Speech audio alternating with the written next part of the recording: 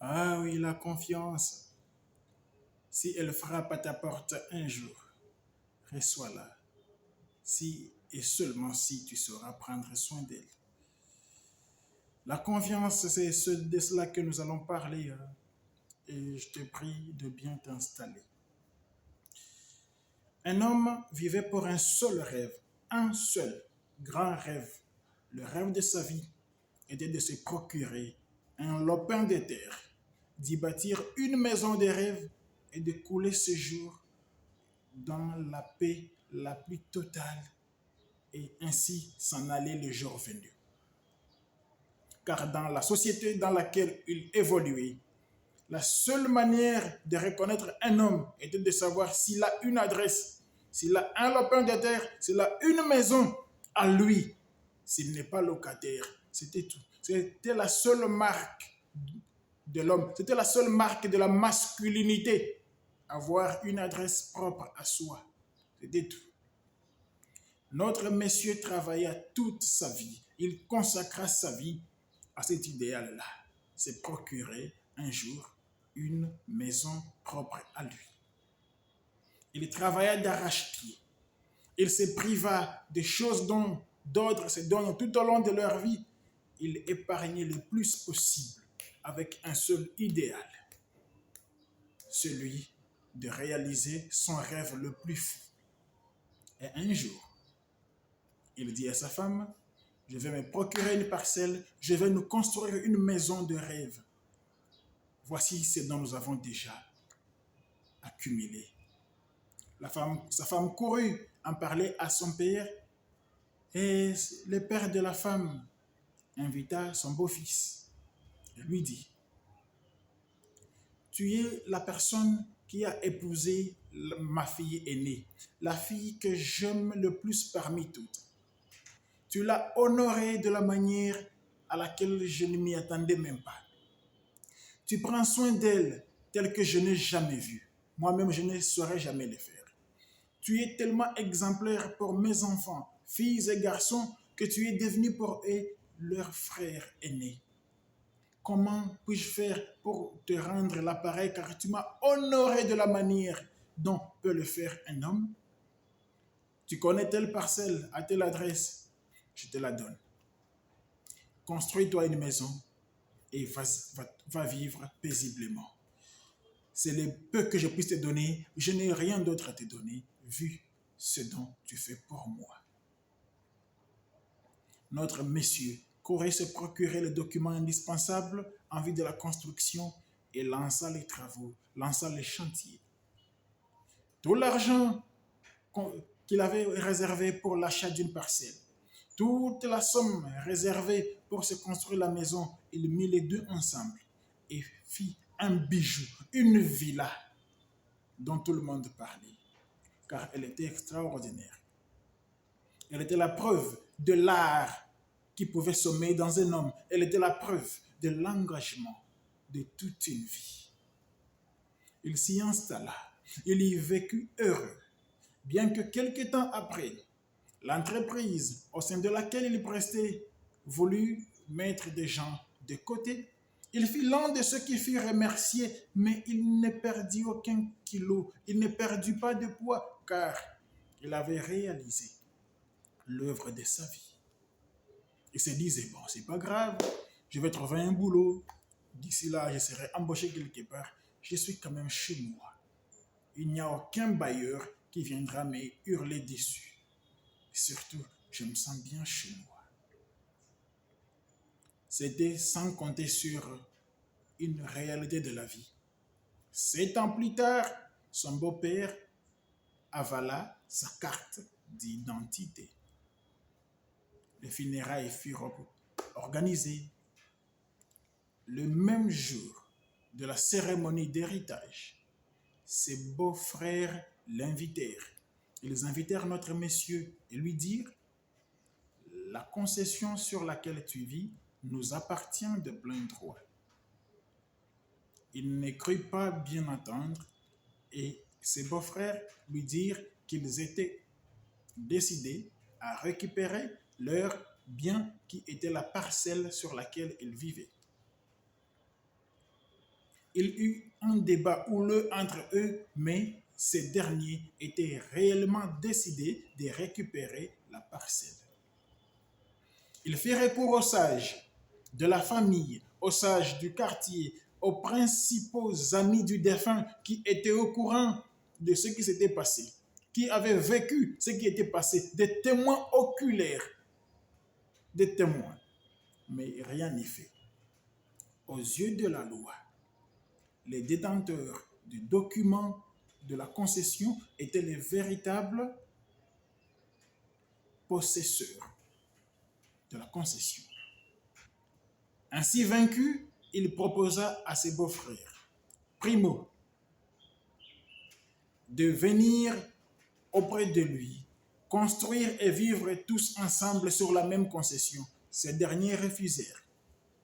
Deuxièmement, il leur proposa de garder uniquement la partie sur laquelle était sa villa et de céder toute l'étendue qui était plus grande encore. Les beaux-frères restèrent de marbre.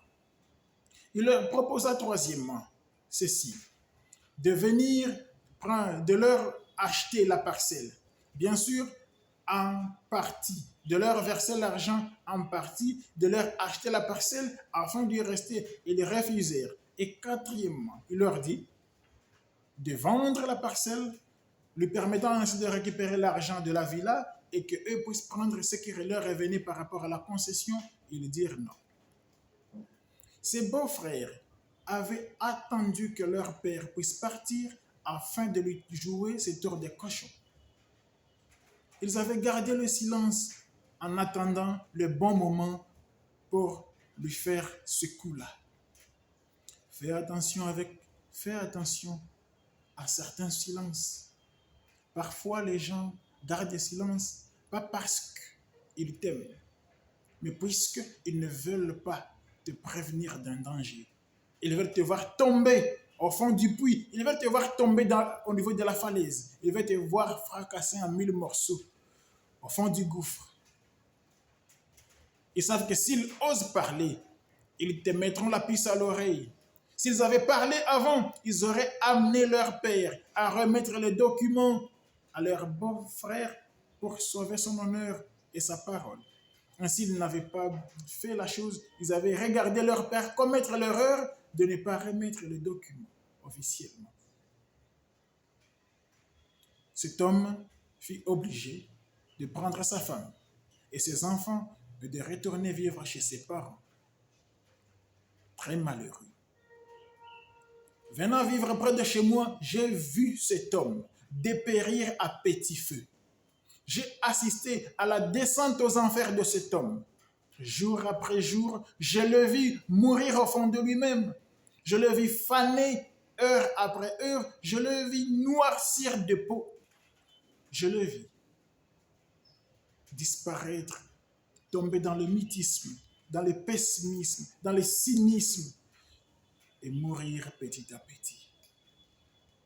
La confiance l'avait poussé à croire qu'il n'avait rien à craindre. La confiance l'avait poussé à ne pas demander le document à son beau-père pour ne pas créer un péché de lèse-majesté, vu qu'on lui avait dit qu'il était l'aîné de la famille.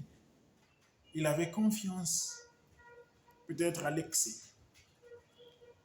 Je vais te donner 12 points liés à la confiance qui te permettront d'ouvrir grand les yeux.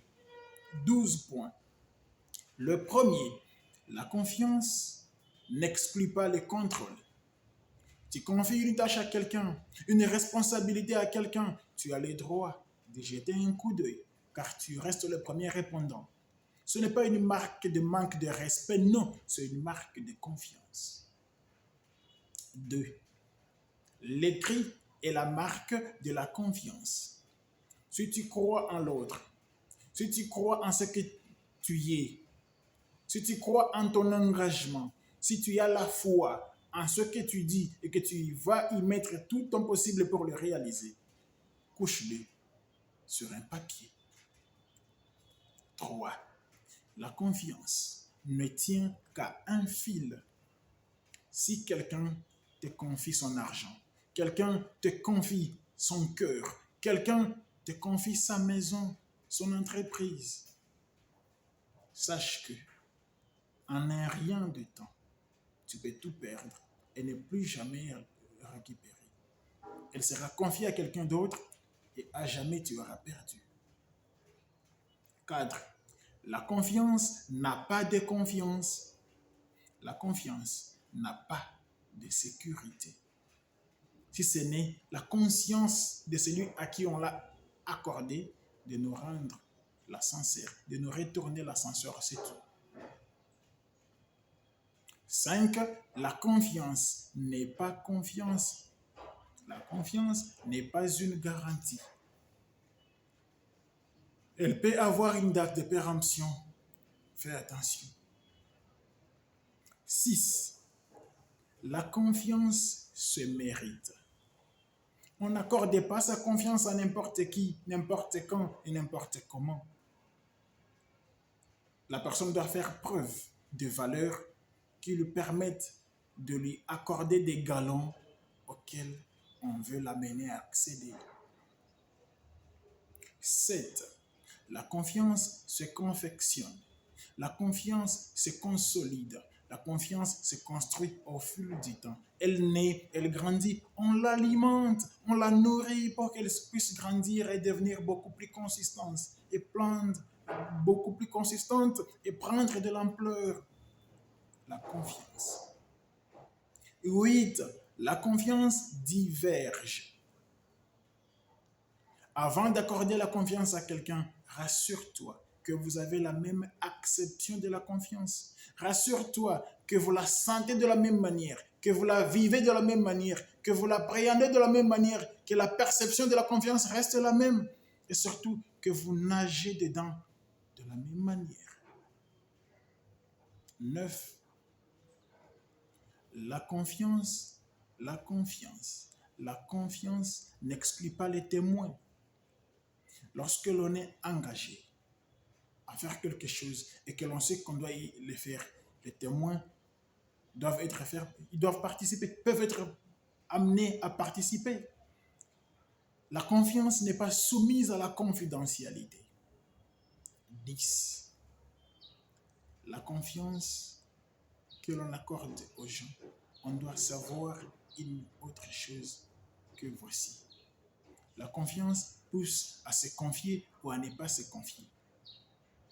Quand tu as confiance en quelqu'un, ça te poussera à te confier, à dire des choses, à t'expliquer, oui.